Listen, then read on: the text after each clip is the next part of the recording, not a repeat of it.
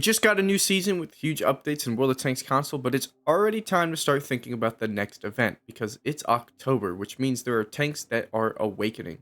While the awaken mode itself won't be out till October 21st, this coming week of October 14th will start the Halloween specials with the sale of older awaken mode tanks in the store, as well as the yearly tradition of the Monster Hunter Earn Challenge.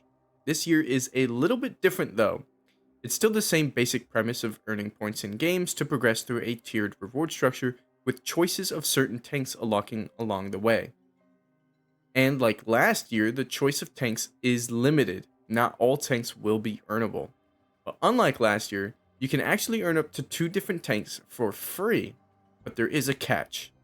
First, let's look at the 8 choices of tanks that you can actually earn. You have the Japanese Tier 6 Premium Heavy Tank, the Kaiju 01, becoming available to choose at Stage 4 for 100 points, alongside the other choice of the German Tier 7 Premium Medium Tank, the Revenant Crafts Panther. At Stage 8 in the op, at 250 points, you can choose between the German Tier 7 Premium Tank Destroyer, the Creature, or the American Tier 8 Preferential Premium Heavy Tank, the Boghor. At Stage 11 and 375 points within the op, will be the options for the American Tier 8 Premium Tank Destroyer, the Roswell, and the American Tier 9 Premium Medium Tank, the Arachnid.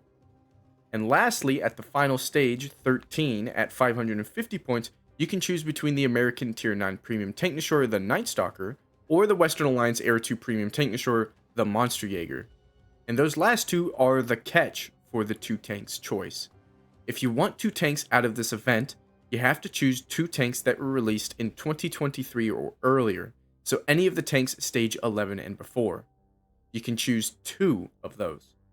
Because if you choose one of the tanks in the last stage, which are last year's tanks, you will only be able to choose 1 tank from the whole op. So make sure that if you want one of the tanks in the final stage, do not pick a tank in the earlier stages because you can't get 2 tanks with one of the tanks being 2024 tanks. This means you could get a combination like the Arachnid and the Roswell, or just 1 tank from stage 13. This is honestly really cool to allow players to start catching up with all the different awakened tanks being released every year. And for me, I know I'll be picking the Monster Jaeger and making a review on it once I do, but it'll be a while for me since I have to get to the final stage.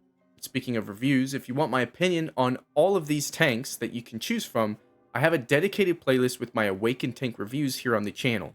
It should be up in the top right card right now, or in the description as well.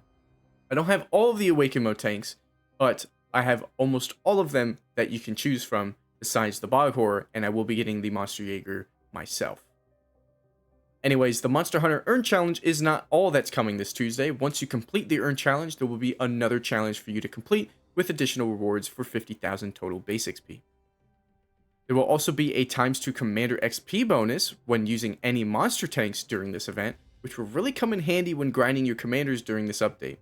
I know I'm going to grind a few because I have found that I need way more 9 skill commanders now due to how unique I can make each crew to very specific tanks' needs while still being competitively viable, unlike before.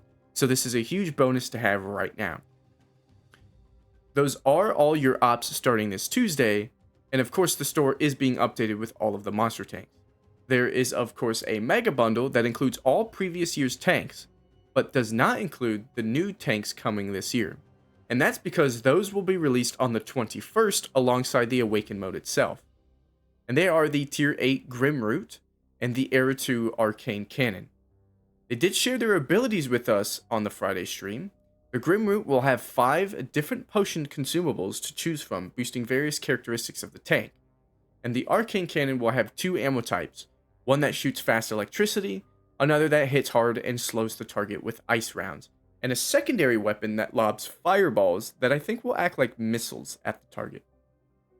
I will be buying the Grimroot when it releases and reviewing that tank as well, and that will also be added to the already existing Awakened Tank review playlist when I do. Of course, the store will also have various commanders and garage gear to buy, and if you do decide to purchase a monster tank, then you will get exclusive access to the Monster Drop Challenge that rewards you with extra rewards after every win that you get.